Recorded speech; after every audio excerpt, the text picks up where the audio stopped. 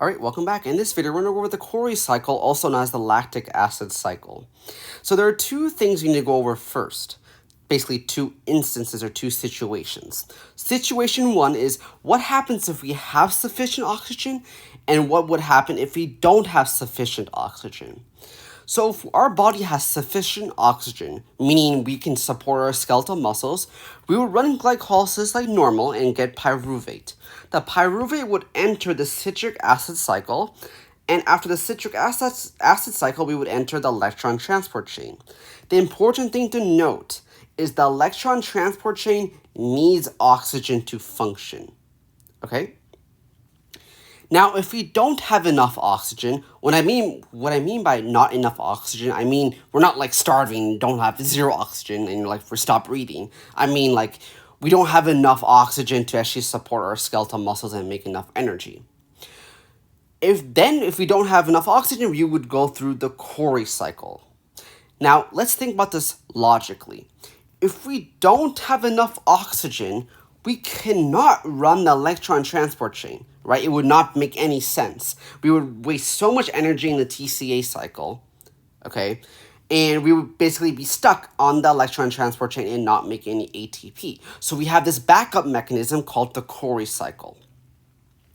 Now, let's before we begin the actual pathway, a little background about the Cori cycle. It was founded by Carl Cori and Gertie Cori. So it's a husband-wife duo, which is actually kind of cute.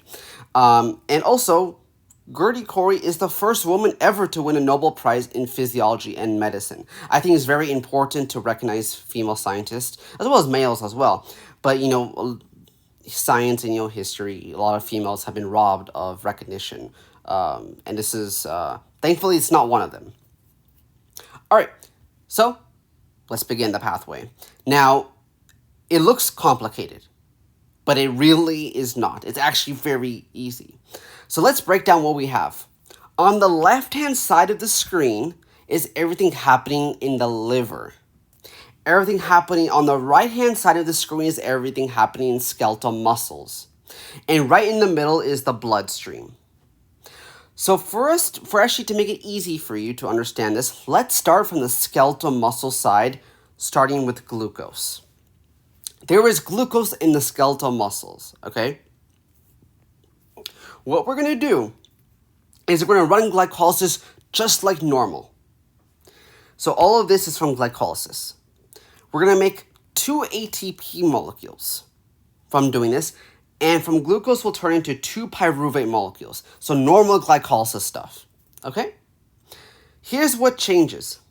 Instead of going to the TCA cycle, what we're going to do is we're going to turn the 2 pyruvate molecules into 2 lactate molecules using the enzyme lactate dehydrogenase, or LDH for short.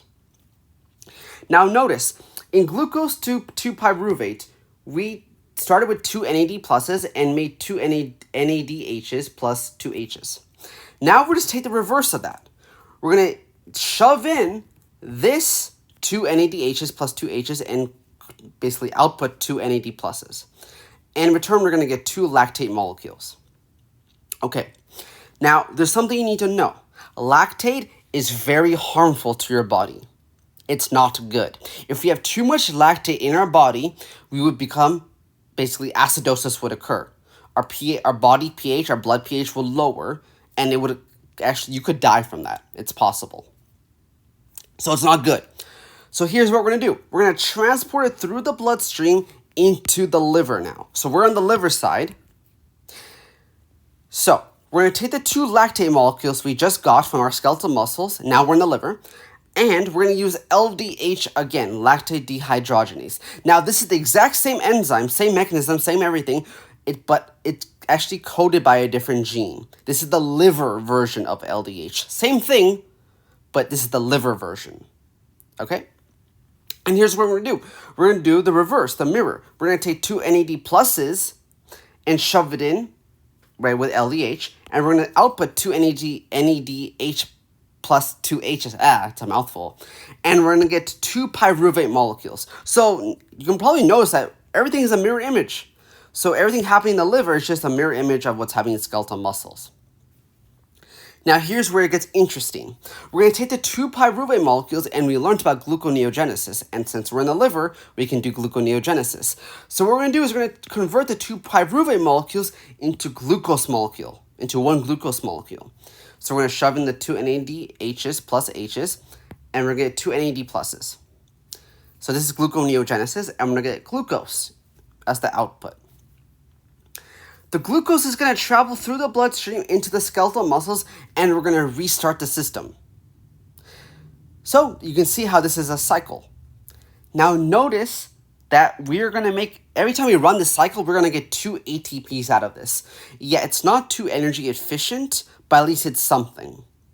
Okay? So, I mean, opposed to having no ATPs made, at least this is something. Okay? So this will keep running until we actually get oxygen. But it's not healthy if we just keep this pathway running forever. It's not good. Now let's think about something. What happens if we did not make LDH? So let's, for example, take this one. Say we did not make LDH. The two lactate molecules will stay as lactate. We will not get pyruvate, and we would die. Our blood will get too acidic, and we could die. So LDH is super, super important. Okay? So, as you can see, just a little recap. This is entire cycle we're going from glucose to pyruvate to lactate, from lactate to pyruvate to glucose. Okay, and we're going to run glycolysis and gluconeogenesis. And every time the cycle runs, we get 2 ATPs. And that is it. That is the Cori cycle. It's not too bad, right? Like, it's pretty easy. We've already learned most of this, right? We learned all of this from glycolysis, and everything else is just the reverse. So, if you found this video helpful, please like and subscribe. Until next time, later.